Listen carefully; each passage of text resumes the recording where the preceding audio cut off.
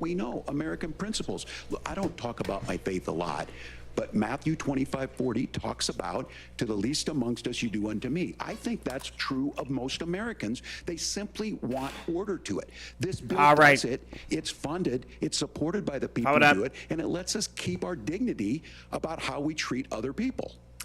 Thank you, Governor. And just to clarify for our viewers, Springfield, Ohio does have a large number of Haitian migrants who have legal status. Right. Temporary protected status. Well, Margaret, but thank you, Senator. We have so much to get to. Margaret, I think it's important because had to get that out. She had to get that out on the him. rules were that you guys weren't going to fact check, and since you're fact checking me, I think it's important to say what's actually going on. So there's an application. Why they don't like being fact checked? You can go on as an illegal migrant, apply for asylum or apply for parole, and be granted legal status at the wave of a Kamala Harris open border wand. That is not a person coming in, applying for a green card and waiting for 10 years. That is the facilitation of illegal immigration, Margaret, by our own leadership. Thank you, Senator, for describing the legal process. We have so much to get to, Senator. Those laws have been on the books since 1990. Thank you, gentlemen. We want to have has not been on the books since 1990. It's something that Kamala Harris. They muted his mic. They had to mute his mic. Oh no. The audience can't hear you because your mics are cut. We have so much we want to get to. Thank you for explaining the legal process. Nora. Thank you, Margaret. The economy is a top concern for voters. Each of your campaigns has released an economic plan, so let's talk about the specifics. Governor Walz, Vice President Harris unveiled a plan that includes billions in tax credits for manufacturing, housing, and a renewed child tax credit. The Wharton School says your proposals will increase the nation's deficit by $1.2 trillion. How would you pay for that without ballooning the deficit? Governor, I'll give you 2 minutes. Yeah, thank you. And Kamala Harris and I do believe in the middle class because that's where we come from. We both grew up in that. We understand. So those of you out there listening tonight, you're hearing a lot of stuff back and forth, and it's good. It's healthy. That's what this is supposed to happen. You should be listening. How's this going to impact me? The bold forward plan that Kamala Harris put out there is talking about this housing issue. The one thing is there's 3 million new houses proposed under this plan with down payment assistance on the front end to get you in a house. A house is much more than just an asset to be traded somewhere. It's foundational to where you're at. And then making sure that the things you buy every day, whether they be prescription drugs or other things, that there's fairness in that. Look, the $35 insulin is a good thing, but it costs $5 to make insulin. They were charging $800 before this law went into effect. As far as the housing goes, I've seen it in Minnesota. That's true. 12% more houses in Minneapolis. Prices went down on rent 4%. It's working. And then making sure tax cuts go to the middle class. $6,000 child tax credit. We have one in Minnesota. Reduces childhood poverty by 1/3. We save money in the long run, and we do the right thing for families. And then getting businesses off the ground. The law as it stands right now is $5,000 tax credit for small business, increasing that to $50,000. Now, this is a philosophical difference between us. Donald Trump made a promise, and I'll give you this. He kept it. He took folks to Mar-a-Lago, said, you're rich as hell, I'm going to give you a tax cut. He gave the tax cuts that predominantly went to the top class. What happened there was an $8 trillion increase in the national debt, the largest ever. Now he's proposing a 20% consumption or sales tax on everything we bring in. Everyone agrees, including businesses, it would be destabilizing it, it would increase inflation and potentially lead to a recession. Look, this is simple for you. Where are we going? Kamala Harris has said to do the things she wants to do, we'll just ask the wealthiest to pay their fair share. When you do that, our system works best, more people are participating in it, and folks have the things that they need. Senator, I want to give you a moment to respond on that. But similarly, the Wharton School has done an analysis of the Trump plan and says it would increase the nation's deficit by $5.8 trillion. My question is the same for you. How do you pay for all that without ballooning the deficit? I'll give you 2 minutes. How do you pay for it? First of all, you're going to hear a lot from Tim Walz this evening, and you just heard it in the answer. A lot of what Kamala Harris proposes to do, and some of it, I'll be honest with you, it even sounds pretty good. Here's what you won't hear, is that Kamala Harris has already done it. Because she's been the vice president for 3.5 years. She had the opportunity to enact all of these great policies, and what she's actually actually done instead is drive the cost of food higher by 25%, drive the cost of housing higher by about 60%, open the American southern border, and make middle-class life unaffordable for a large number of Americans. If Kamala Harris has such great plans for how to address middle-class problems, then she ought to do them now, not when asking for a promotion, but in the job the American people gave her 3.5 years ago. And the fact that she isn't tells you a lot about how much you can trust her actual plans.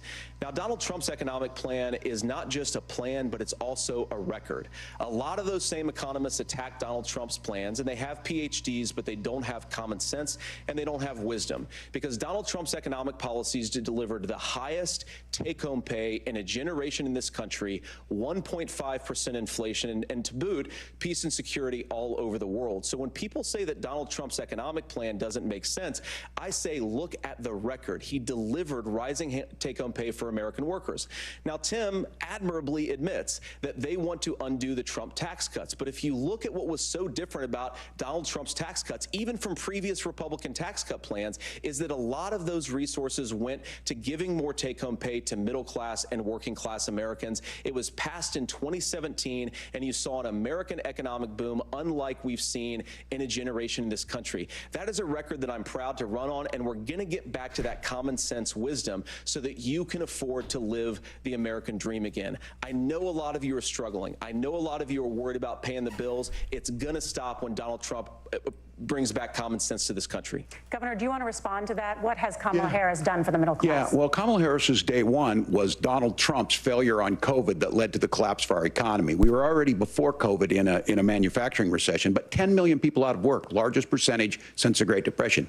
9 million jobs closed on that. That was day one, whether it was the Infrastructure Act or other things we moved. Now, you made a question about experts, said this. I've made a note of this. Economists can't be trusted. Science can't be trusted. National security folks can't be trusted. Look, if you're going to be president, you don't have all the answers. Donald Trump believes he does. My pro tip of the day is this. If you need heart surgery, listen to the people at the Mayo Clinic in Rochester, Minnesota, not Donald Trump. And the same thing goes with this. And I ask you out there, teachers, nurses, truck drivers, whatever, how is it fair that you're paying your taxes every year and Donald Trump hasn't paid any federal tax in the last 15 years, the last year as president? That's what's wrong with the system. There's a way around it. Fair. And he's bragged about that. We're just asking for fairness in it. I pay my taxes. You have a minute. Governor, you say trust the experts. But those same experts for 40 years said that if we shipped our manufacturing base off to China, we'd get cheaper goods. They lied about that. They said if we shipped our industrial base off to other countries, to Mexico and elsewhere, it would make the middle class stronger. They were wrong about that. They were wrong about the idea that if we made America less self-reliant, less productive in our own nation, that it would somehow make us better off, and they were wrong about it. And for the first time in a generation, Donald Trump had the wisdom and the courage to say to that bipartisan consensus, Ivanka Trump will make some money. We're bringing American manufacturing back. We're unleashing American energy. We're going to make more of our own stuff. And this isn't just an economic issue.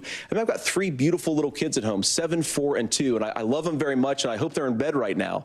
But look, so many of the drugs, the pharmaceuticals that we put in the bodies of our children are manufactured by nations that hate us. This has to stop, and we're not going to stop it by listening to experts. We're going to stop it by listening to common sense wisdom, which is what Donald Trump governed on. Senator, your time is up. Governor Walz, can you address that? I mean, voters say they always talk about on the economy more. Why? Mexican bringing in drugs. Tonight and you want billionaires to get tax cuts. You heard what the numbers were. Look, first opium war. I'm a union guy on this. Don't forget I'm not a guy who wanted to ship things overseas, but I understand brought drugs over. We produce soybeans and corn. We need to have fair trading partners. That's something that we believe in. I think the thing that most concerns me on this is Donald Trump was the guy who created the largest trade deficit in American history with China. So the rhetoric is good. Much of what the senator said right there, I'm in agreement with him on this. I watched it happen too. I watched it to my communities, and we talked about that. But we had people undercutting the right to collectively bargain. We had right to work states made it more difficult. We had companies that were willing to ship it over, and we saw people profit. Folks that are venture capital in some cases, putting money into companies that were overseas. We're in agreement that we bring those home. The issue is Donald Trump is talking about it. Kamala Harris has a record, 250,000 more manufacturing jobs just out of the IRA. May I respond to that? Yes. So appreciate the that. farmers, So they didn't want if that you notice, what Governor welfare Walz just check, did is Trump he said, first of all, subsidy. Donald Trump They has wanted to to listen to the trade. experts. And Trump kept then when them he from acknowledged trading. that the experts screwed up, he said, well, Donald Trump didn't do nearly as good of a job as the statistics that's a show gross that he generalization. did. So what Tim Walz is doing, and I honestly, Tim, I think you got a tough job here, because you've got to play whack-a-mole. You've got to pretend that Donald Trump didn't deliver rising take-home pay, which of course he did. You've got to pretend that Donald Trump didn't deliver lower inflation, No, he which didn't. of course he did. And then you've simultaneously got to defend Kamala Harris's atrocious economic Republicans record, was fighting which has for, made gas, groceries, and keep housing wages low. unaffordable for American citizens. I was raised by a woman who would sometimes go into medical debt so that she could put food on the table in our household. I know what it's like to not be able to afford the things that you need to afford. We can do so much better. To all of you watching, we can get back to an America that's affordable again. We just got to get back to common sense economic principles. I hope we have a conversation on health care then. Senator, Governor. Please. Thank you. Margaret? We have a lot to get to ahead, gentlemen, on many topics. But right now, I want to talk about personal qualifications. The vice president is often the last voice the president hears before making consequential decisions. We want to ask you about your leadership qualities. Governor Walz, you said you were in Hong Kong during the deadly Tiananmen Square protests in the spring of 1989. But Minnesota Public Radio and other media outlets are reporting that you actually didn't travel to Asia until August of that year. You're lying. Can you explain that discrepancy? You have 2 Yeah, minutes. well, and to the folks out there who didn't get at the See top how of the head this, went down? look, I grew up in small rural Nebraska, town of 400, town that you rode your bike with your buddies till the streetlights come on, and I'm proud of that service. I joined the National Guard at 17, Don't worked dodge on the family question. farms, and then I used the GI Bill to become a teacher, passionate about it, a young teacher. My first year out, I got the opportunity in the summer of '89 to travel to China. 35 years ago, be able to do that. I came back home and then started a program to take young people there. We would take basketball teams, we would take baseball teams, we would take dancers, and we would go back and forth to China. The issue for that was to try and learn. Now look, my community knows who I am. They saw where I was at.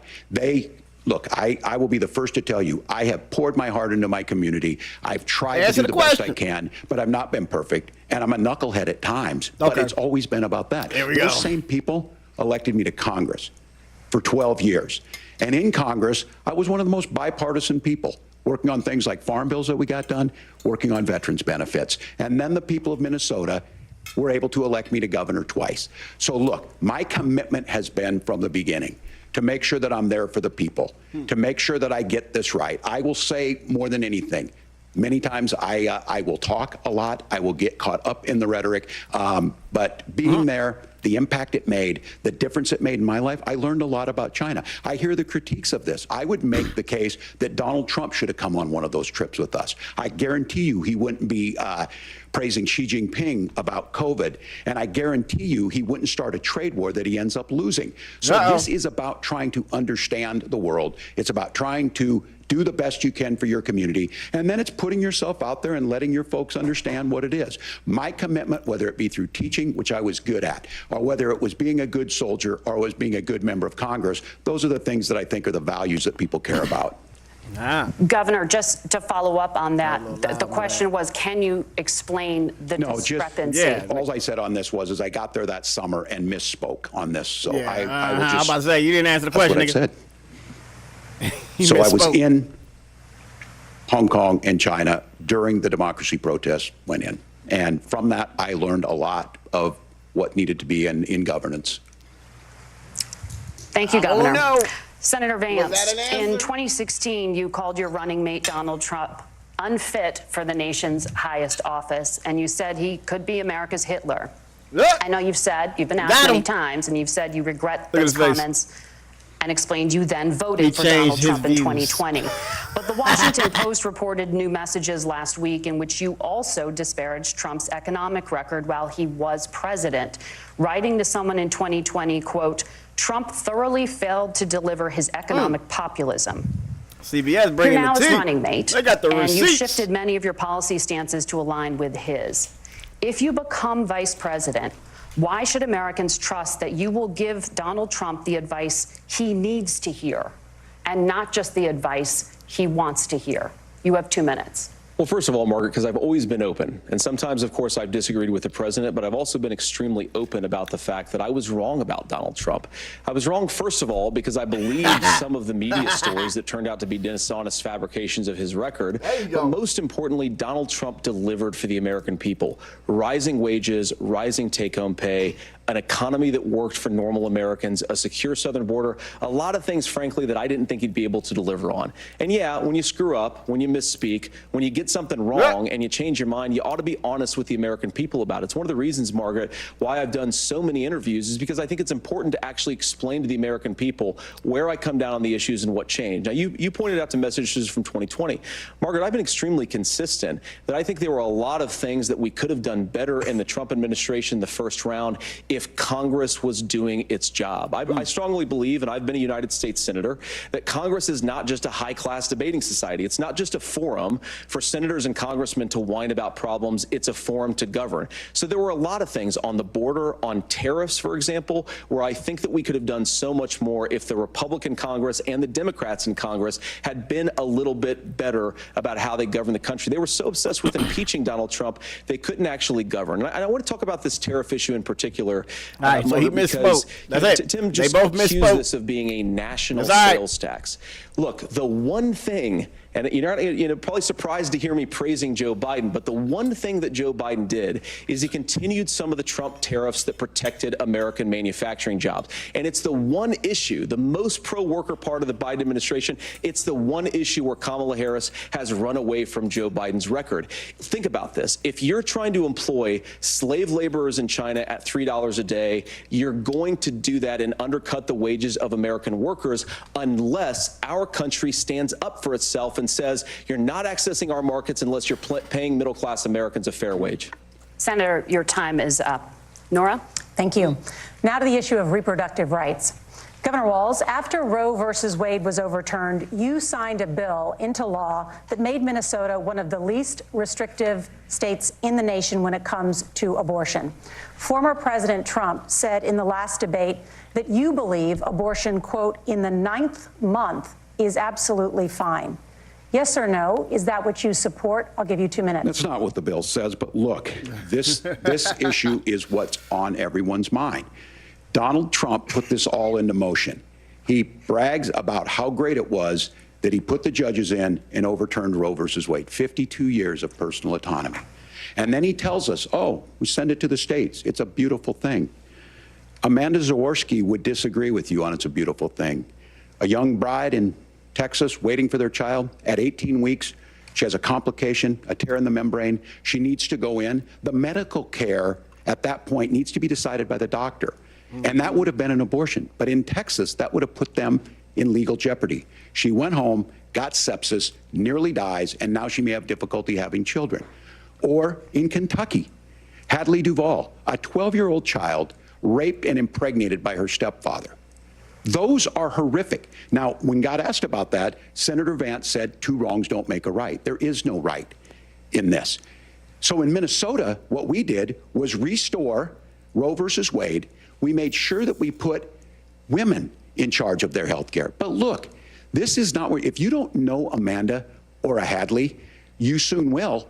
Their Project 2025 is going to have a registry of pregnancies. It's going to make it more difficult, if not impossible, to get contraception and limit access, if not eliminate access to infertility treatments. For so many of you out there listening, me included, infertility treatments are why I have a child. That's nobody else's business, but those things are being proposed. And the catch-all on this is, well, the states will decide what's right for Texas might not be right for Washington. That's not how this works. This is basic human right. We have seen maternal mortality skyrocket in Texas, outpacing many other countries in the world. This is about health care. In Minnesota, we are ranked first in health care for a reason. We trust women, we trust doctors. Senator, do you want to respond to the governor's claim? Will you create a federal pregnancy monitoring agency? No, Nora, certainly we won't. And I want to talk about this issue because I know a lot of Americans care about it, and I know a lot of Americans don't agree with everything that I've ever said on this topic. And, you know, I grew up in a working class family in a neighborhood where I knew a lot of young women who had unplanned pregnancies and decided to terminate those pregnancies because they feel like they didn't have any other options.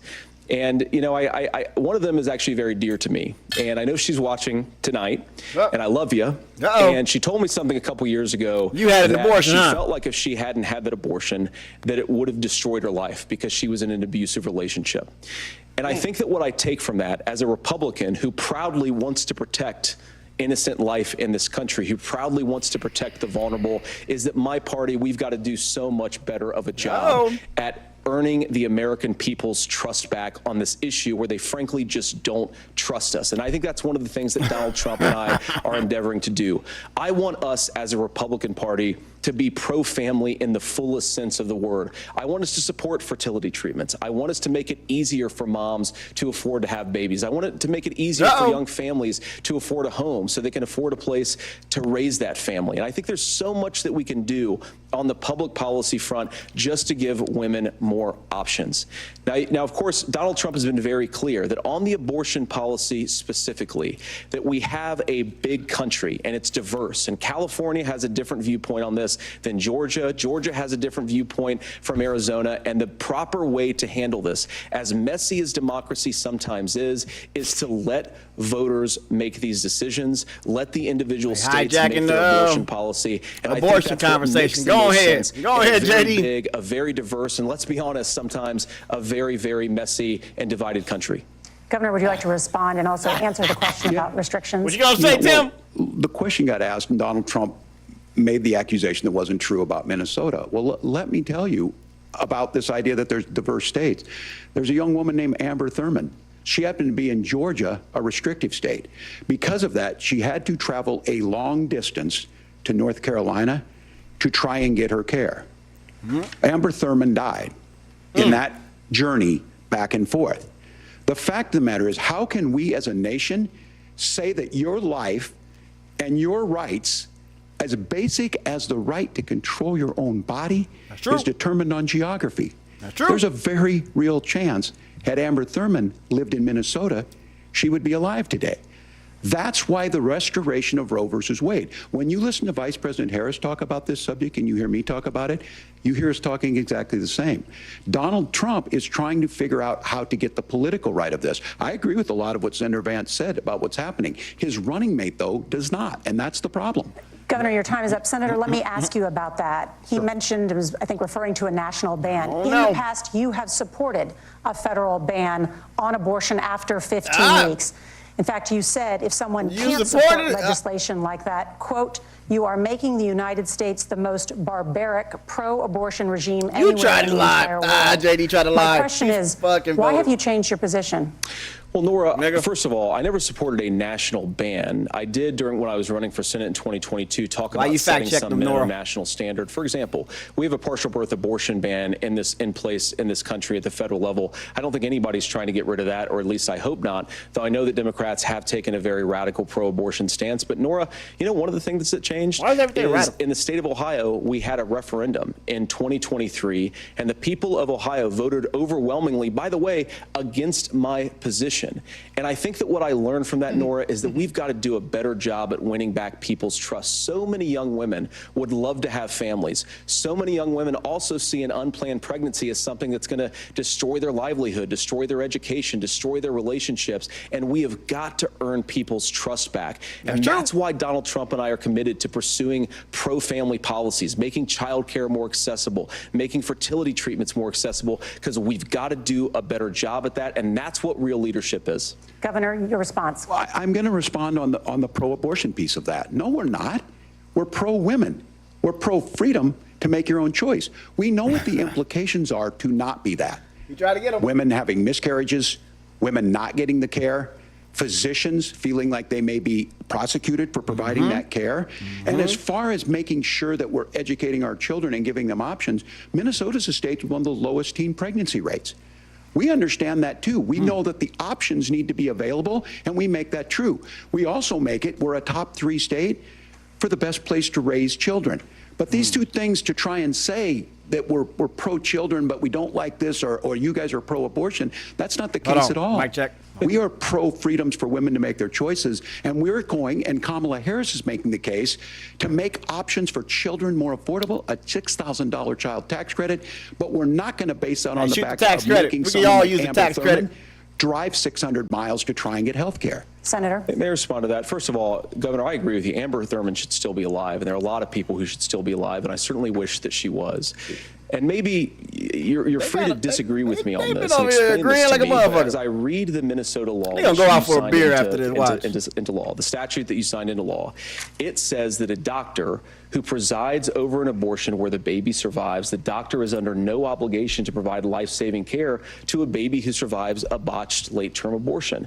That is, I think, whether you're pro-choice or pro-abortion, that is fundamentally barbaric. Fuck the beer. And that's why I use that word, Nora, is because some of what we've seen. Do you want to force Catholic hospitals to perform abortions against their will? Hell because no. Kamala Harris has supported suing Catholic nuns to violate their freedom of conscience. We can be a big and diverse country where we respect people's freedom of conscience and make the country more pro-baby and pro-family. But please. Yes, Governor, please respond. I said it. This is one where there's always something there. This is a very simple proposition.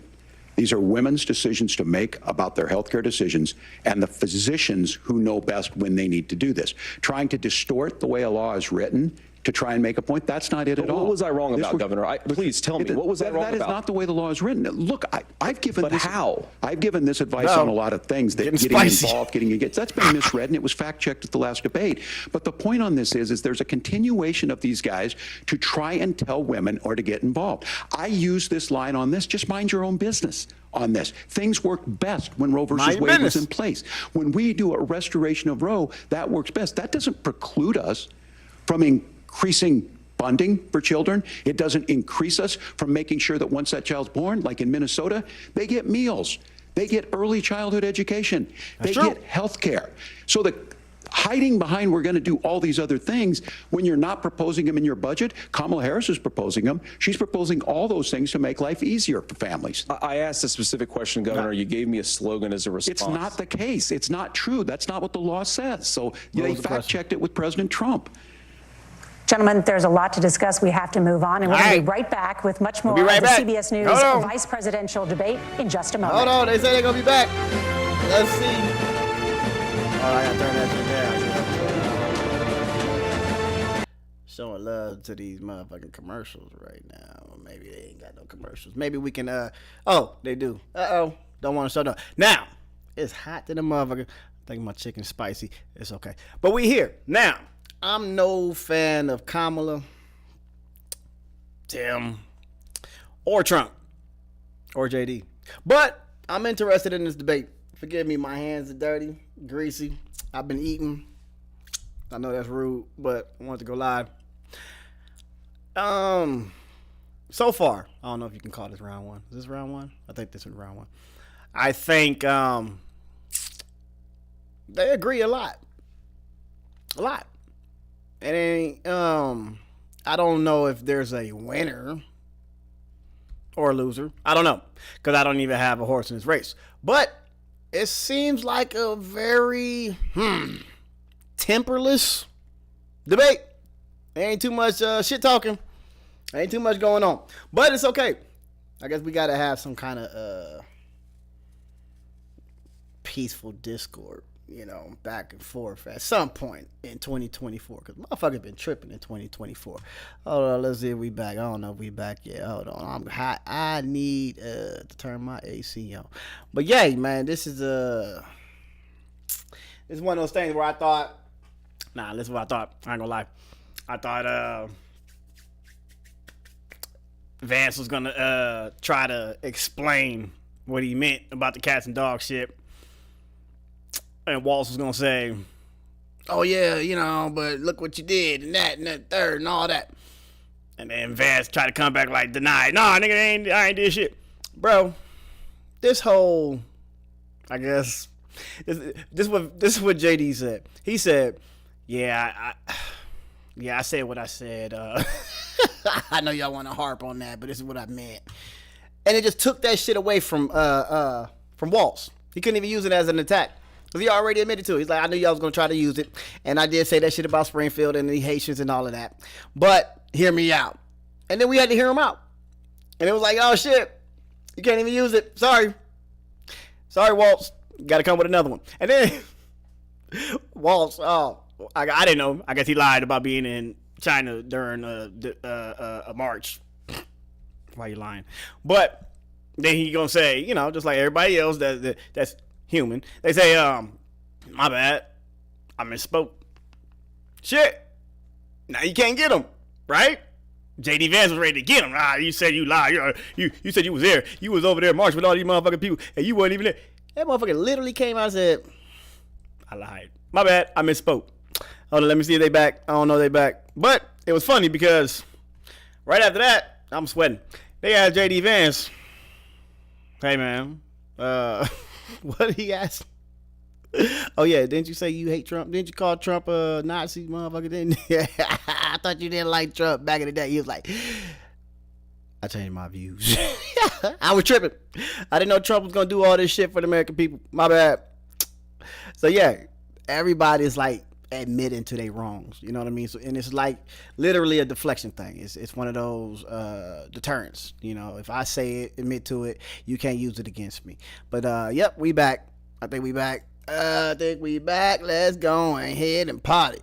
And I'm gonna go ahead and get me a napkin. Welcome back to the CBS News Vice Presidential Debate. We want to turn now to America's gun violence epidemic. The leading cause of death for children and teens in America is by firearms. Senator Vance, you oppose most gun legislation that Democrats claim would curb gun violence. You oppose red flag gun laws and legislation to ban certain semi-automatic rifles, including AR-15s. So let me ask you, earlier this year, for the first time, the parents of a school shooter were convicted of involuntary manslaughter and sentenced to 10 years in prison.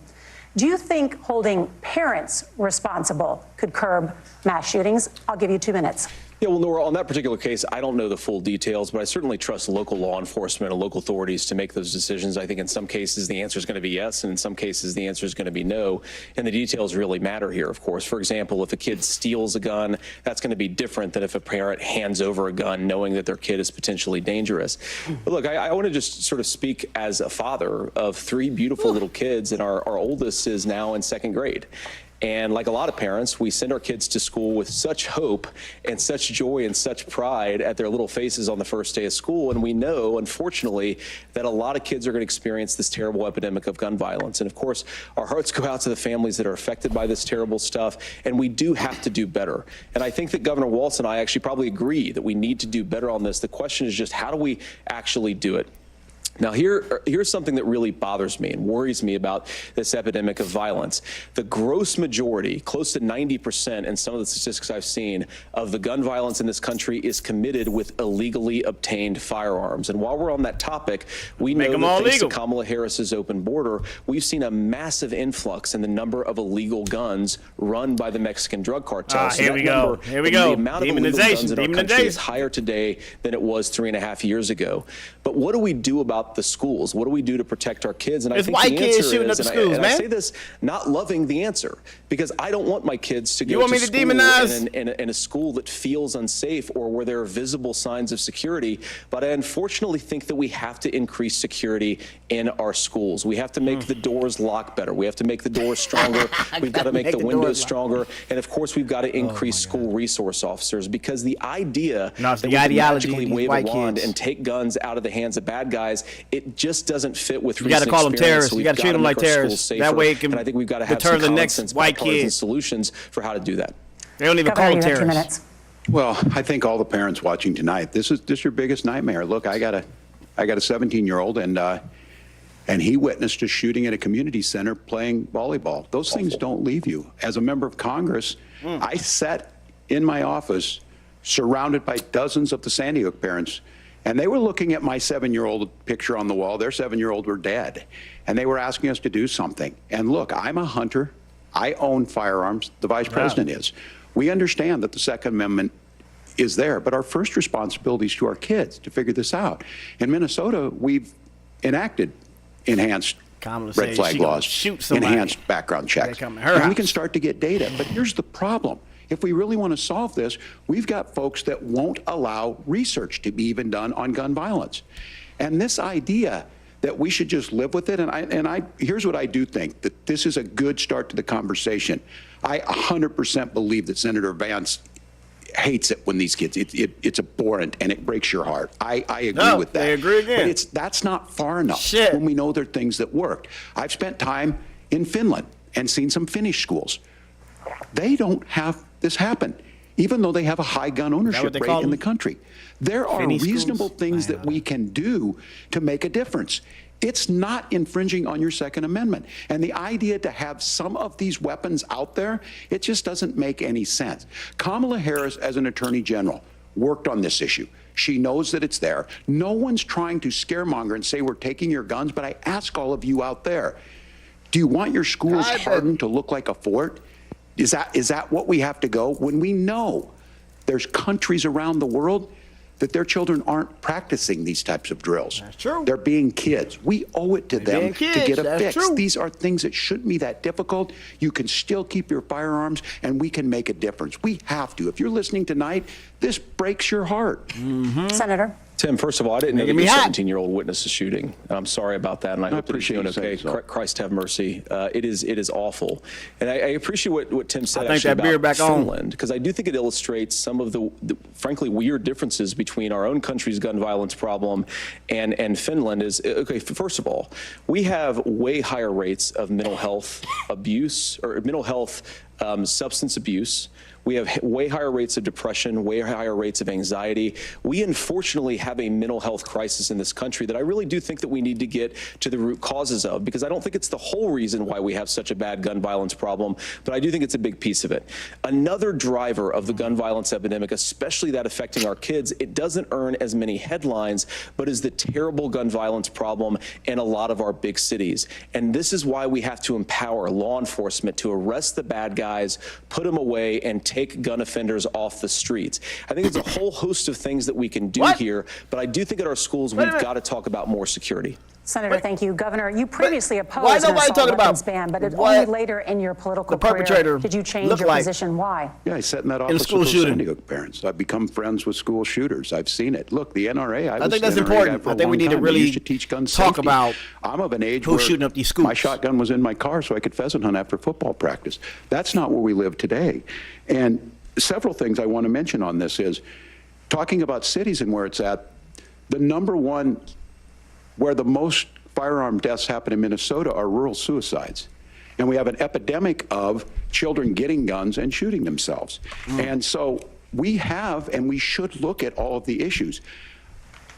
Making sure folks have health care and all that, but I want to be very careful. This idea of stigmatizing mental health, just because you have a mental health issue doesn't mean you're violent. And I think what we end up doing is we start looking for a scapegoat. Sometimes it just is the guns. It's just Or the the person. guns. And there You are can say things it's that the you can do person, about man. it. Come But on. I do think that this Every is last one, and I time, think it's every a time healthy somebody shoot conversation. up, I there's a think mass there's shooting out here, there's a capacity white to person, find they say, solutions on this that work. "Oh, he must have protect been Second mentally Amendment, ill." protect our children. That's our priority. Gentlemen, thank you. Margaret? Thank you, Nora. Let's turn now to the top contributor to inflation, the high cost of housing and rent. There's a shortage of more than 4 million homes in the United States, and that contributes to the high housing prices. Governor Walz, the Harris campaign promises a $25,000 down payment assistance for first-time home buyers and a $10,000 tax credit. They also promise to build 3 million new homes. Where are you building these homes? And won't handing out that kind of money just drive up prices higher? No, it's not handing out. We have, first, let me say this issue of housing, and I think those of you listening on this, the problem we've had is that we've got a lot of folks that see housing as another commodity. It can be bought up, it can be shifted, it can be moved around. Yep. Those are not folks living in those houses. Those of you listening tonight, that house is a big deal. I bought and owned one house in my life. My mom still lives in the house where I was. And when I think of a house, I'm thinking of Christmas services after midnight mass where you go with your family. We need to make it more affordable. And one of the things, as I said, this program that the vice president is pushing forward and bringing a new way of approaching this is something we're doing in Minnesota from that lead. We in the state invested in making sure our housing was the biggest investment that we'd ever made in housing. It starts to make it easier. We cut some of the red tape. Local folks, look, we can't do it at the federal level, but local folks make it easier to build those homes. And then that down payment assistance. I can tell all of you out there, one of the, certainly for me, using the GI Bill was one thing, but a veteran's home loan, the big thing about a veteran's home loan is you don't have to pay the down payment. Those are things that make it there. Now, look, you're going to pay it back, and you're going to pay your mortgage. Those are things that we know in the long run, the appreciated value, the generational wealth that's created from it. And I will give Minneapolis an example. Minneapolis is the one city where we've seen the lowest inflation rates. We've seen a 12% increase in stock because we've put some of these things in, and we're implementing a state program to make sure we give some of that down payment assistance. We get it back from people because here's what we know. People with stable housing end up with stable jobs. People with stable housing have their kids able to get to school. All of those things in the long run end up saving our money. And that's the thing that I think we should be able to find some common ground in, but we can't blame immigrants for the only reason. That's not the case that's happening in many cities. The fact of the matter is that we don't have enough naturally affordable housing, but we can make sure that the government's there to help kickstart it, create that base. Governor, your time is up. Senator Vance, as far as your campaign's position, the promise is to seize federal lands to build homes, remove regulation, provide tax breaks, and cut back on immigration, which you say pushes up prices. Where are you going to build all the new homes you're promising, and what part of any of this plan will provide immediate relief? You have 2 minutes. Well, first of all, Tim just said something that I agree with. We don't want to blame immigrants for higher housing prices, but we do want to blame Kamala Harris for letting in millions of illegal aliens into this country, which does drive up costs, Tim. 25 million illegal aliens competing with Americans for scarce homes is one of the most significant drivers of home prices in the country. It's why we have massive increases in home prices that have happened right alongside massive increases in illegal alien populations under Kamala Harris's leadership. Now, Tim just mentioned a bunch of ideas. Now, some of those ideas I actually think are halfway decent, and some of them I disagree with. But the most important thing here is Kamala Harris is not running as a newcomer to politics. She is the sitting vice president. If she wants to enact all of these policies to make housing more affordable, I invite her to use the office that the American people already gave her, not sit around and campaign and do nothing while Americans find the American dream of homeownership completely unaffordable. Now, you asked, Margaret, what would immediately change the equation for American citizens if you lower energy prices? As Donald Trump says, drill, baby, drill. One of the biggest drivers of housing costs, aside from illegal immigration, is, think about it. If a truck driver's paying 40% more for diesel, then the lumber he's delivering to the job site to build the house is also going to become a lot more expensive. If we open up American energy, you will get immediate pricing relief for American citizens, not, by the way, just in housing, but in a whole host of other economic goods, too. Senator Vance, you still have 23 seconds there. Do you want to answer? Can I have it? Where, Governor, we will get to you in a moment. But, Senator, where are you going to seize the federal lands? Can you clarify? Well, what Donald Trump has said is we have a lot of federal lands that aren't being used for anything. They're not being used for national park. They're not being used, and they could be places where we build a lot of housing. And I do think that we should be opening up building in this country. We have a lot of land that could be used. We have a lot of Americans that need homes. We should be kicking out illegal immigrants who are competing for those homes, and we should be building more homes for the American citizens who deserve to be here. Senator, your time is up. Governor, I do want to let you respond to the allegation that the vice president is letting in Well, of course, that's not migrants, true. And again, that you it's have the affecting facts. I housing guess we prices. agreed not to fact check. I'll check it. That, look, crossings are down compared to when Donald Trump left office. But it's, again, blaming and not trying to find the solution. I was going to ask, though, on this question, are we going to drill and build houses in the same federal land? And I think when people hear federal lands, these are really important pieces of land. Now, Minnesota doesn't have a lot of federal lands. I know in the western part of the countries we do. There's not a lot of federal lands in and around Minneapolis, for example. So the issue is I don't understand the federal lands issue unless we see this, and I worry about this as someone who cares deeply about our national parks and our federal lands. Look, Minnesota, we protect these things. We've got about 20% of the world's fresh water. These lands protect. They're there for a reason. They belong to all of us. But again, this is when you view housing and you view these things as commodities. Like, there's a chance to make money here. Let's take this federal land and let's sell it to people for that. I think there's better ways to do this. We've seen it in Minnesota. We're able to refurbish some of these houses. We're able to make some investments. That gets people in. And I'm still on the fact on this. Economists, Senator Vance, you said you don't like the economists. Which economists are saying that it is immigrants that's adding to the cost? Governor, your time is up. But Senator, on that point, I'd like for you to clarify. There are many contributing factors to high housing costs. What evidence do you have that migrants are part of this problem? Well, there's a Federal Reserve study that we're happy to share after the debate. We'll put it up on social media, actually, that really drills down on the connection between increased levels of migration, especially illegal immigration, and higher housing prices. Now, of course, Margaret, that's not the entire driver of higher housing prices. It's also the regulatory regime of Kamala Harris. Look, we are a country of builders. We're a country of doers. We're a country of explorers. But we increasingly have a federal administration that makes it harder to develop our resources, makes it harder to build things, and wants to throw people in jail for not doing everything exactly as Kamala Harris says they have to do. And what that means is that you have a lot of people who would love to build homes who aren't able to build homes. I actually agree with Tim Walz. We should get out of this idea of housing as a commodity. But the thing that has most turned housing into a commodity is giving it away to millions upon millions of people who have no legal right to be here. What are the federal regulations? I deal with this as a governor. You can very quickly reply. I'm sorry.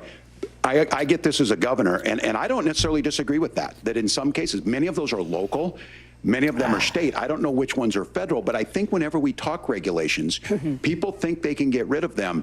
I think you want to be able to get out of your house in a fire. I think you want to make sure that it's fireproof and those types of things. So which are the regulations? Because the vice president's not responsible for those. Congress writes those.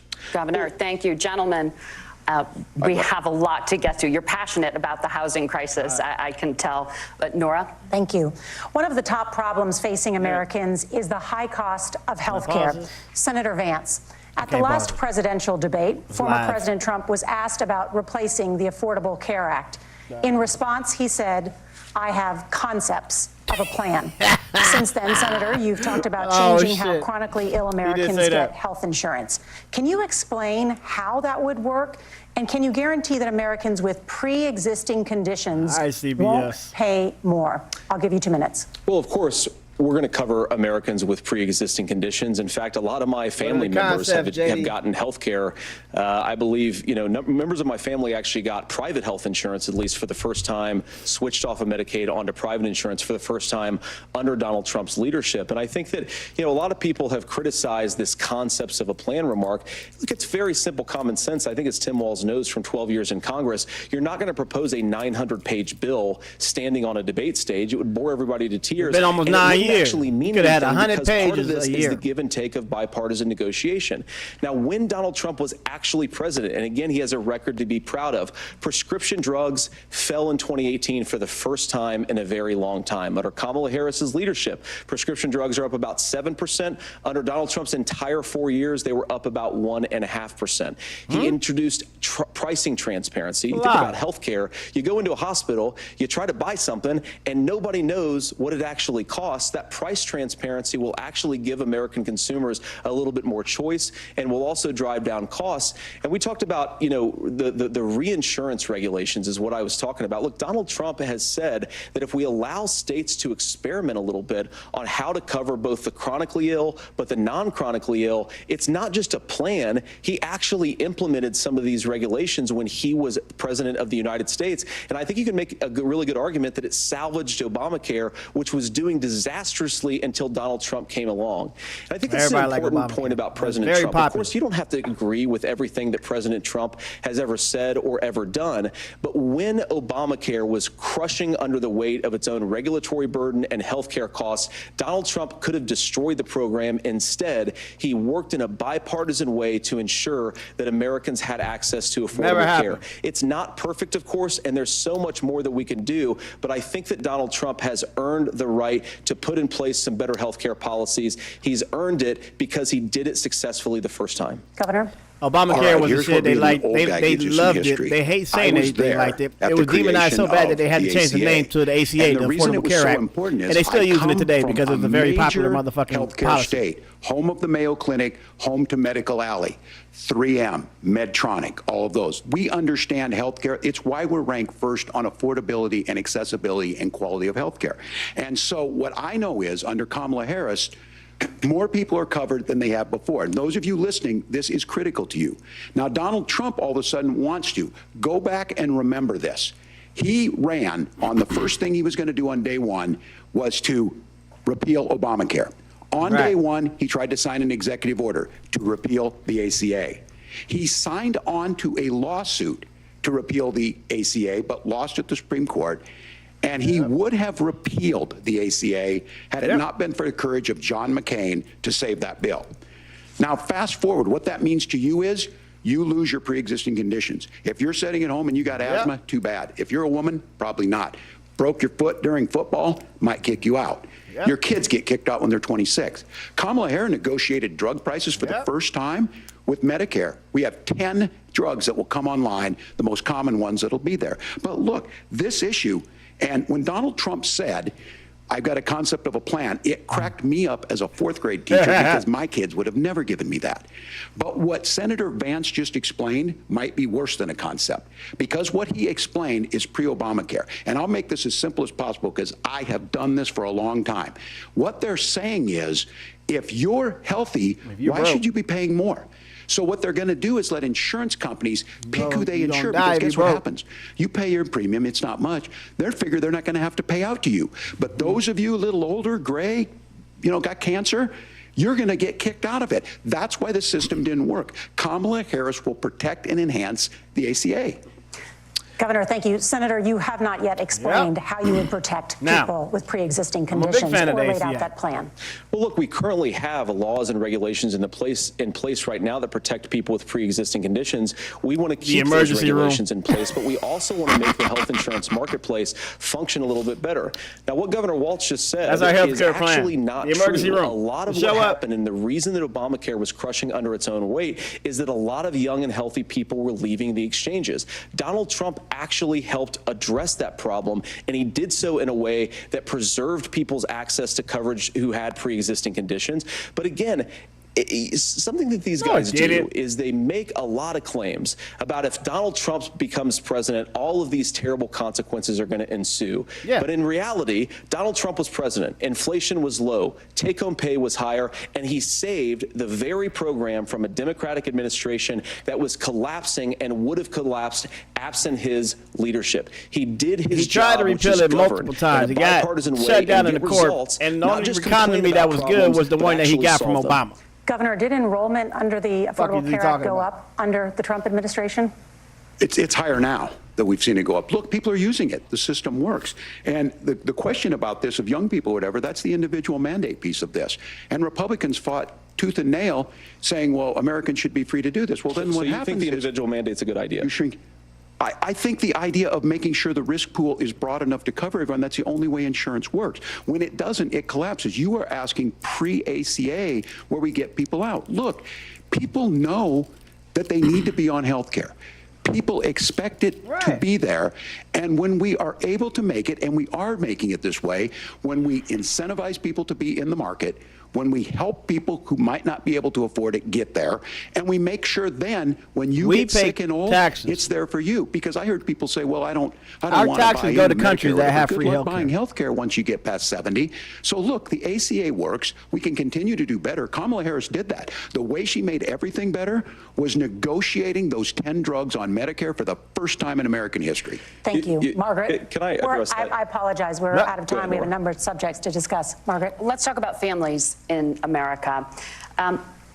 There is a child care crisis in this country, and the United States is one of the very few developed countries in the world without a national paid leave program for new parents. Governor or free Walz, healthcare. You said that if Democrats win both the White House and Congress, this is a day one priority for you. How long should employers be required to pay workers while they are home taking care of their newborns? You have 2 minutes. Yeah, 6 months. Well, that's negotiable, and that's what Congress works. But here's what the deal is. Americans sitting out there right now, you may work for a big company. Look, we're home in Minnesota to some of the largest Fortune 500 companies. Kamala Harris knows that in California. Those companies provide paid family and medical leave. One is, I think they're moral and they think it's a good thing, but it also keeps their employees healthy. We in Minnesota passed a paid family and medical leave. You have a child, and I had to go back to work 5 days after my kids were born. This allows you to stay home a certain amount of time. What we know is that gets the child off to a better start, the family works better, we stay in their employers, we get more consistency in that. So Kamala Harris has made it a priority. We implemented it in Minnesota and we see growth. That's how you become a pro-business state. But the negotiations on it, and here's the issue, those big companies are able to offer it. Those of you out there who don't have it, just imagine what happens if you get cancer or your child gets sick. We know what happens. You end up staying home. In some cases, that means no paycheck because you've got no protection on that. This is the case of an economy that Donald Trump has set for the wealthiest amongst us. He's willing to give those tax breaks to the wealthiest. He's willing to say, bust those unions up, do whatever. What we're saying is the economy works best when it works for all of us. And so a paid family medical leave program, and I will tell you, go to the families or go to the businesses and ask them. As far as childcare on this, you have to take it at both the supply and the demand side. You can't expect the most important people in our lives to take either our children or our parents to get paid the least amount of money. And we have to make it easier for folks to be able to get into that business and then to make sure that folks are able to pay for that. We were able to do it in Minnesota, and I'm still telling you this. We were listed as the best state. We're still in crisis on this. A federal program of paid family and medical leave and help with this will enhance our workforce, enhance our families, and make it easier to have the children that you want.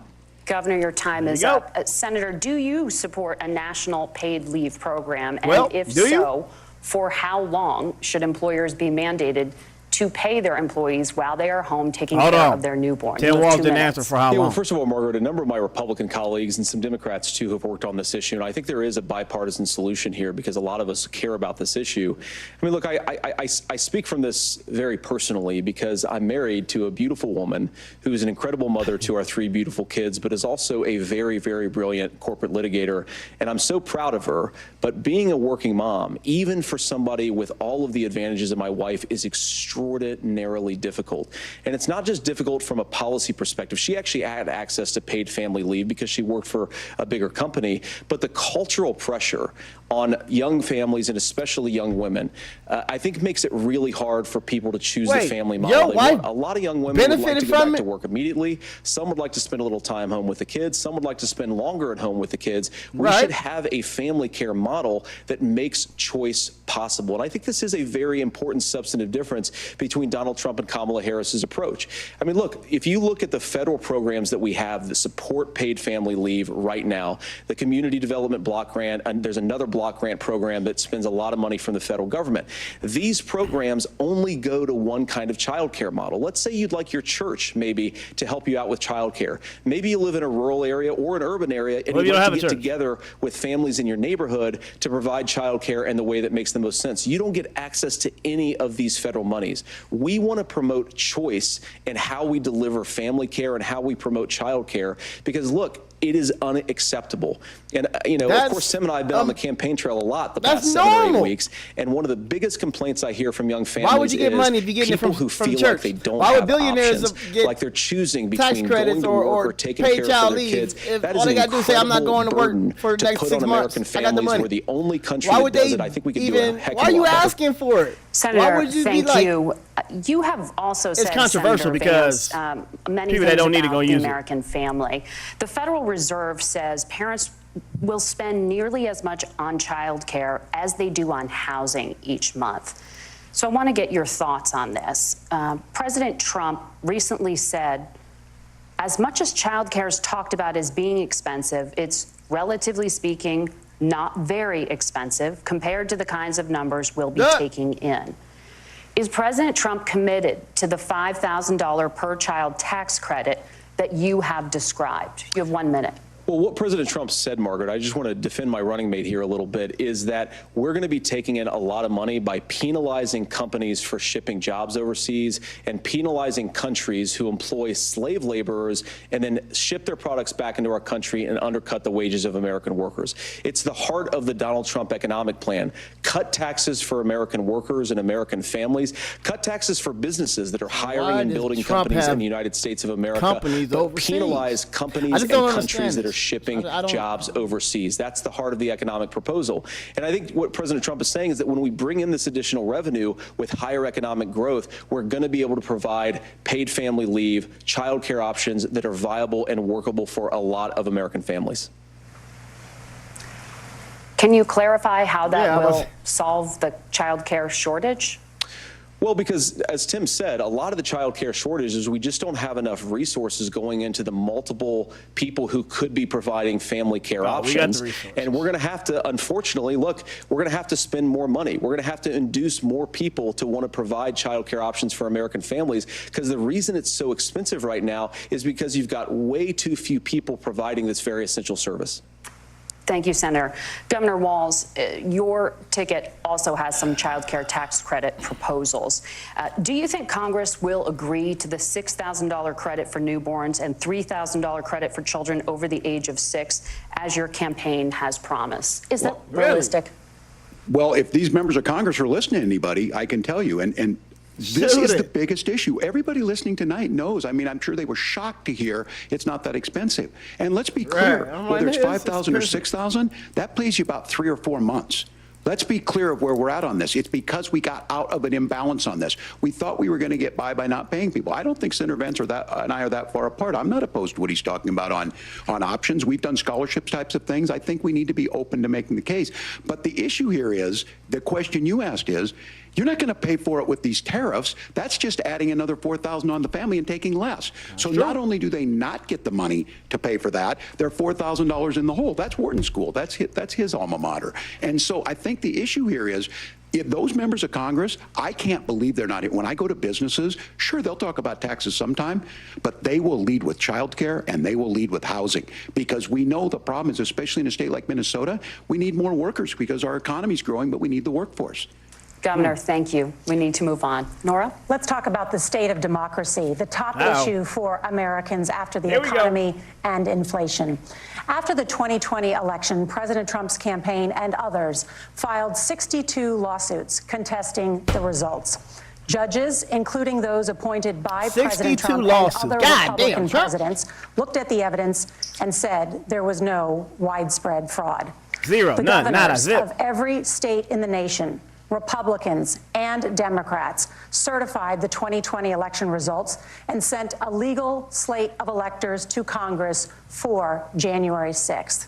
Senator Vance, you have said you would not have certified the last presidential election and would have asked the states to submit alternative electors. That has been called unconstitutional and illegal. Nah, he was just trying to save his life. Seek to challenge this year's election like Mike Pence. results, even if every governor certifies the results? I'll give you 2 minutes.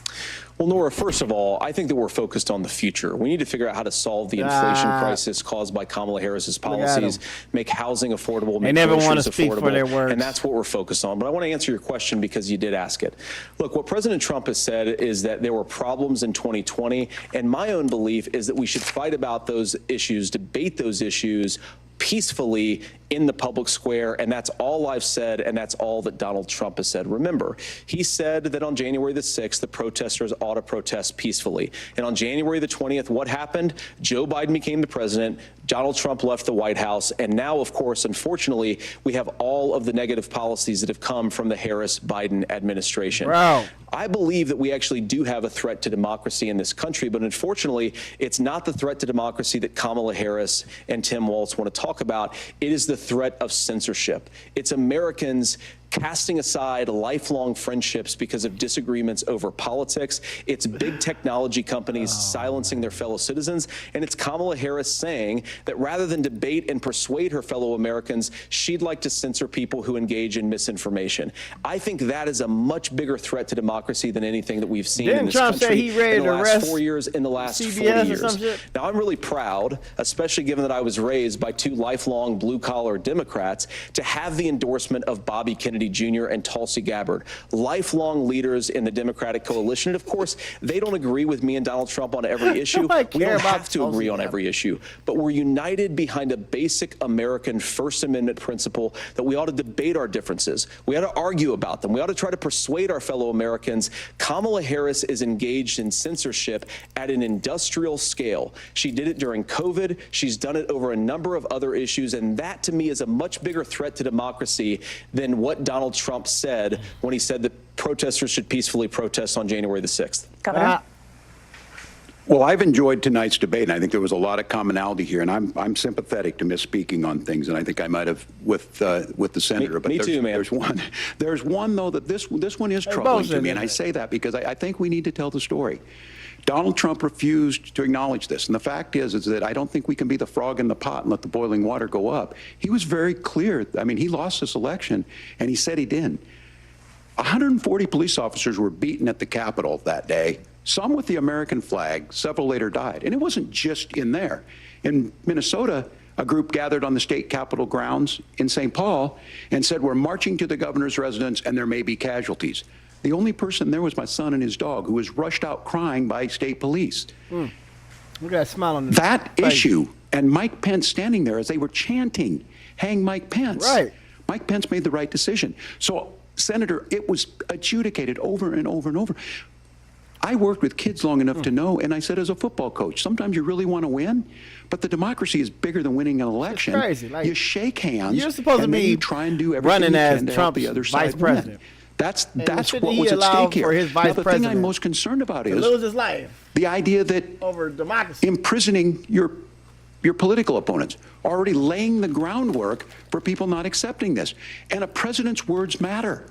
A president's words matter. He was People allowing hear them that. niggas to So take out Mike I think Pence. this issue of settling our differences at the ballot box, shaking hands when we lose, being honest about it, but to deny what happened on Right. January 6th, the first time in American history that a president or anyone tried to overturn a fair election and the peaceful transfer of power. And here we are 4 years later in the same boat. I will tell you this, that when this is over, we need to shake hands this election, and the winner needs to be the winner. This has got to stop. It's tearing our country apart. Margaret? Senator Vance, did you want to respond to that? Yeah, let him respond. Yeah, well, look, Tim, first of all, it's really rich for Democratic leaders to say that Donald Trump is a unique threat to democracy when he peacefully gave over power on January the 20th, as we have done for 250 years in this country. We are going to shake hands after this debate and after this election. And of course, I hope that we win, and I think we're going to win. But if Tim Walz is the next When vice did J.D. president, Vance call he'll have Trump my prayers, he'll have my best wishes, and he'll have my help whenever he wants it.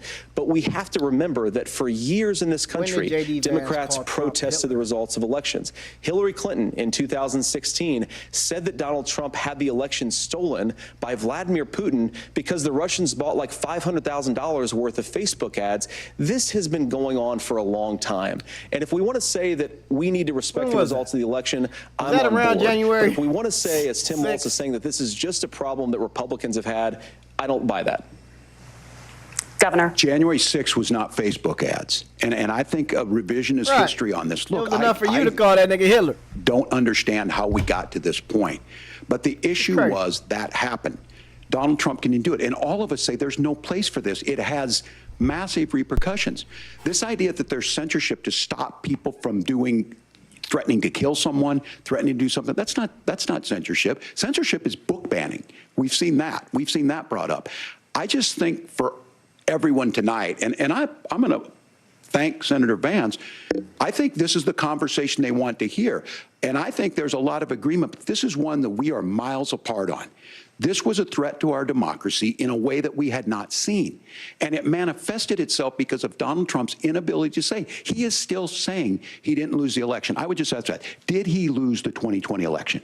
Tim, I'm focused on the future. Did Kamala Harris censor Americans from speaking their mind in the wake of the 2020 COVID situation? That is Has a damning, that is a Can't damning answer non-answer. it. It's a damning non-answer for you to not talk about censorship. Obviously, Donald Trump and I think that there were problems in 2020. We've talked about it. I'm happy to talk about it further. But you guys attack us for not believing in democracy. The most sacred right under the United States democracy is the First Amendment.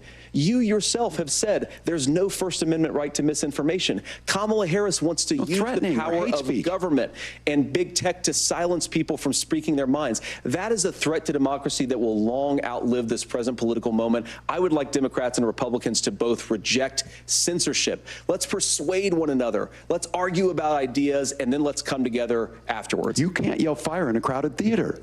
That's the test. That's the Supreme Court test. Tim, fire in a crowded theater. You guys wanted to kick people off of Facebook for saying that toddlers shouldn't wear masks. Senator, the governor does have the floor. Fire in a crowded theater.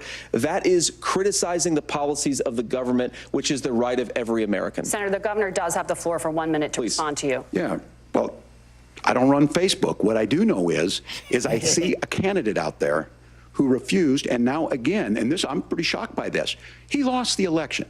This is not a debate. It's not anything anywhere other than in Donald Trump's world. Because look, when Mike Pence made that decision to certify that election, that's why Mike Pence isn't on this stage.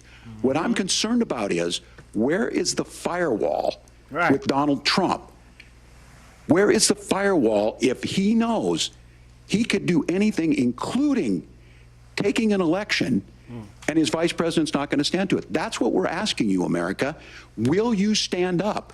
Will you keep your oath of office, even if the president doesn't? And I think Kamala Harris would agree. She wouldn't have picked me if she didn't think I would do that, because of course that's what we would do. So America, I think you've got a really clear choice on this election of who's going to honor that democracy and who's going to honor Donald Trump. Governor, your time is up. Thank you, gentlemen.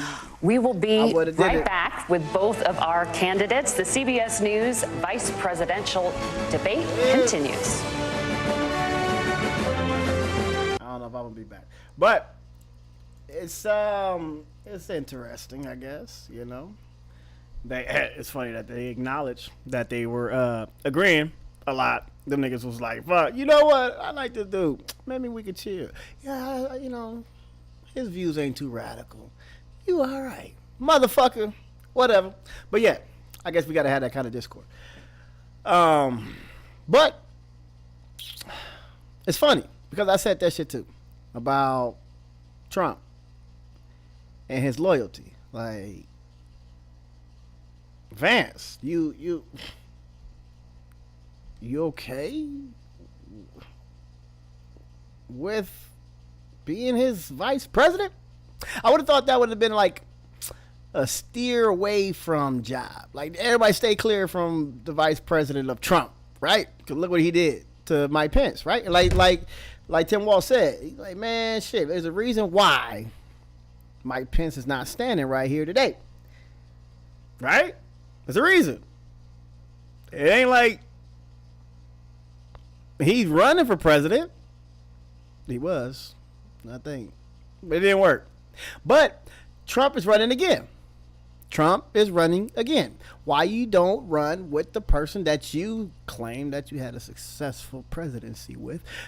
Why that nigga ain't standing on stage representing you as your VP? It's because you wouldn't certify, or because he did certify the election. And this nigga Vance is just sitting there like, oh yeah, I wouldn't have did it. I wouldn't have did it. I wouldn't have did it. I would have had Trump's back. And Walz was like, damn, see? Vance just told you. He's here for Trump and his loyalty. He's not here for the American people. And that'd have been crazy. And it's funny, because yeah, I can see that nigga JD Vance straight up. I'm not about to get hung by these crazy ass Trump supporters. We about to not certify nothing. What did y'all need? For real. Because that's some crazy shit. For you to even say that, for you to even utter that, I wouldn't have did it. It's it makes no sense to me. It makes no sense. That's a whole nother level of ass kissing that I didn't know people had that kind of ass kissing in them. Oh, Trump, shit, that's my guy. Fuck. I seen what was going on. If you would have left it up to me, I wouldn't have did it. It's crazy. It's crazy. But this debate is, I guess, it's a different speed. Different speed than what we're used to. I did want to show y'all this. Iran is launching rockets on Israel right now as we speak, or this morning, or their morning. Some crazy shit going on in the world, and a lot of people are focused on other shit, but there's a lot of stuff going on that we need to pay attention to. I think there's a lot we need to really focus on and pay attention to, not just Diddy. But yeah, hold on, we're gonna wait till they come back, if they come back, because we got 30 seconds, and we back. Now, I'm not voting for neither one of them. But if it came down to the more sane person, now, J.D. Vance is maintaining his composure, but Tim Walz seemed like a normal motherfucker, right? I don't know. Never heard of him. This is my first time actually hearing him out. But he seemed like a normal cat, right? Nothing too crazy, 5 seconds. So, if I was to vote for either one of them, it'd be nobody. Of now is NBC News Now. Ooh, and we were back with tonight's vice presidential debate. When it ends, join us right here. Analysis. But now, back to the debate.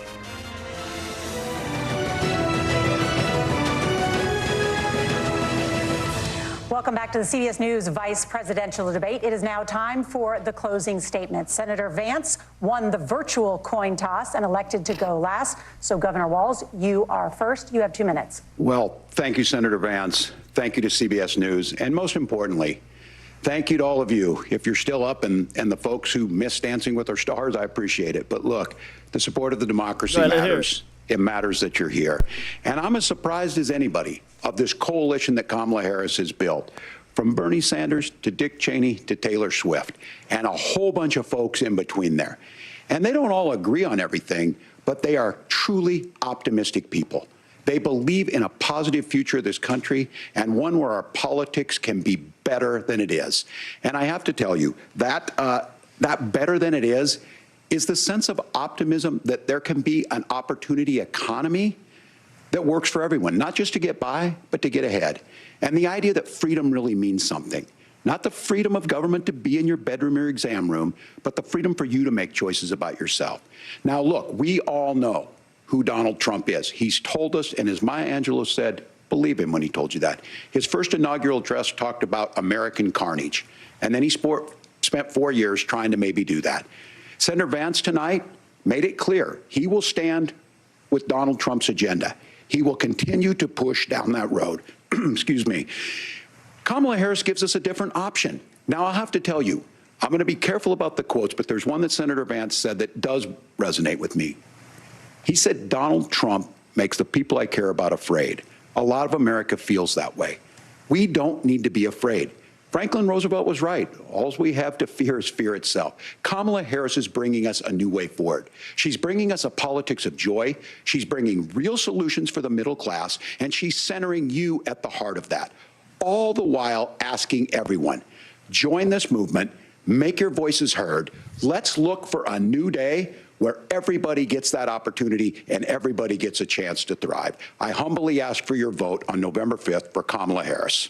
Governor Walz, thank you. Senator Vance, your closing statement. Well, I want to thank Governor Walz, you folks at CBS, and of course the American people for tuning in this evening. And one of the issues we didn't talk about was energy. And I remember when I was being raised by my grandmother, when she didn't have enough money to turn on the heat some nights because Ohio gets pretty cold at night and because money was often very tight. And I believe, as a person who wants to be your next vice president, that we are a rich and prosperous enough country where every American, whether they're rich or poor, ought to be able to turn on their heat in the middle of a cold winter night. That's gotten more difficult thanks to Kamala Harris's energy policies. I believe that whether you're rich or poor, you ought to be able to afford a nice meal for your family. That's gotten harder because of Kamala Harris's policies. I believe that whether you're rich or poor, you ought to be able to afford to buy a house. You ought to be able to live in safe neighborhoods. You ought to not have your communities flooded with fentanyl, and that too has gotten harder with because of Kamala Harris's policies. Now, I've been in politics long enough to do what Kamala Harris does when she stands before the American people and says that on day one, she's going to work on all these challenges I just listed. She's been the vice president for 3.5 years. Day one was 1,400 days ago, and her policies have made these problems worse. Now, I believe that we have the most beautiful country in the world. I meet people on the campaign trail who can't afford food, but have the grace and generosity to ask me how I'm doing and to tell me they're praying for my family. What that has taught me is that we have the greatest country, the most beautiful country, the most incredible people anywhere in the world. But they're not going to be able to achieve their full dreams with the broken leadership that we have in Washington. They're not going to be able to live their American dream if we do the same thing that we've been doing for the last 3.5 years. We need change. We need a new direction. We need a president who has already done this once before and did it well. Please vote for Donald Trump. And whether you vote for me or vote for Tim Walz, I just want to say I'm so proud to be doing this, and I'm rooting for you. God bless you, and good night. Senator Vance, thank you. He did not do it well. And thank you both for participating in the only vice presidential debate of this election cycle. The only I'm Margaret one. Brennan. And I'm Nora O'Donnell. And a reminder, there are just 35 days ain't gonna be no until more. Election Day. Please get out and vote. And for all of us here at CBS News, thank you and good night. Yeah. They said ain't gonna be no more debates. Not these. Man, it was fun. It was fun and boring at the same time, I guess. As content creators and, I don't know, spectators, viewers, we like, I don't know, spicy shit. We gravitate towards drama. A lot of us. Yeah, we do. And there's a term in media where some folks call things sexy, like it's a sexy story. Ooh, we got a sexy story. And those are the stories that really get covered a lot. At least there's a lot of hits. Everybody want to see what's going on. It could be some positive shit that people really need to know, really need to learn. It could be something about finances, business, economics, whatever it could be. Ain't nobody gonna listen to it. But let a fucking Cardi B fucking Offset battle go on. Nigga, everybody and their mama gonna comment. I'm telling you, it's crazy. So, am I gonna see any memes? Of course not. There ain't gonna be no cat memes behind this debate. But are people gonna have a different outlook on these two candidates? Are they gonna look at Tim Walz as that crazy person, this radical motherfucker? Or are they gonna be like, all right, well, this is just a normal guy. You know what I mean? What about J.D. Vance? I mean, he talked about his wife, you know what I mean? Normal. Talk about how she's beautiful. He loves his wife and all this shit. He misspoke. They both misspoke for some reason. It's bullshit. But they both seem normal, right? So, I don't know. I think it's incumbent on Trump to just rile this shit up and try to find something that nigga Tim Walz said to make him look radical or not normal. Leave it up to Fox News too, because Fox News gonna try to find something. But I can't even come up with nothing for J.D. Vance. I'm not even on the left, but I'm a critical person of Donald Trump. I'm not a fan. Fuck him. But I can't even find nothing on J.D. Vance. I'm like, shit. This was one of the most boring, not sexy, non-confrontational, normal debate. And I think I'm all right with that. It was cool. No shit talking, not much, but it was all right. Thank you for joining. Please like, share, and subscribe. I got a lot of content coming to y'all. So if you do want to check me out, please hit the notification bell so you won't miss anything coming up. All right? Love y'all.